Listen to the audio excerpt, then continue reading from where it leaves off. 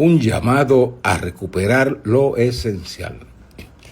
Con ocasión de la Navidad, al presidente Luis Abinader le bastó un mensaje breve e incisivo para meter el dedo en la llaga de los males presentes en nuestra sociedad.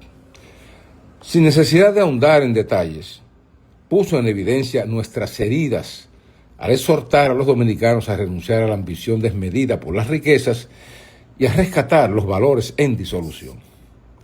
Más allá de una oportuna reflexión sobre el significado de la Navidad, que es el nacimiento del Hijo de Dios para redimir a la humanidad, el mandatario enfatizó 3 valores esenciales: el respeto, la honestidad y la humildad.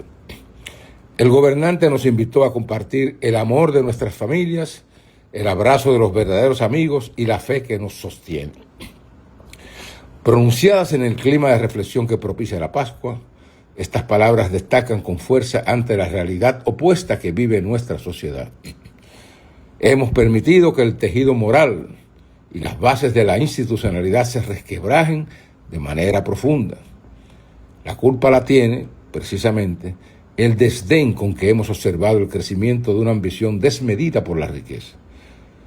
Un cáncer que no solo corroe el cuerpo del Estado, como lo evidencian los escándalos de corrupción de los bienes públicos, sino a toda la sociedad, presa de la inconducta y el irrespeto generalizado.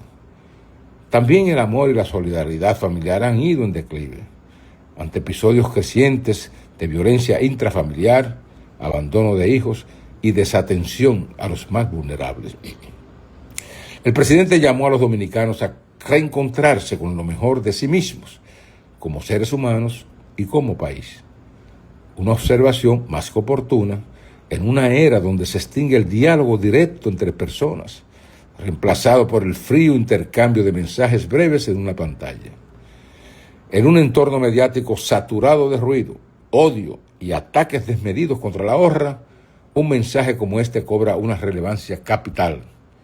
Ojalá podamos entenderlo en toda su dimensión y que sirva de inspiración para que el país retome los valores perdidos y el Estado recupere las bases de su legitimidad.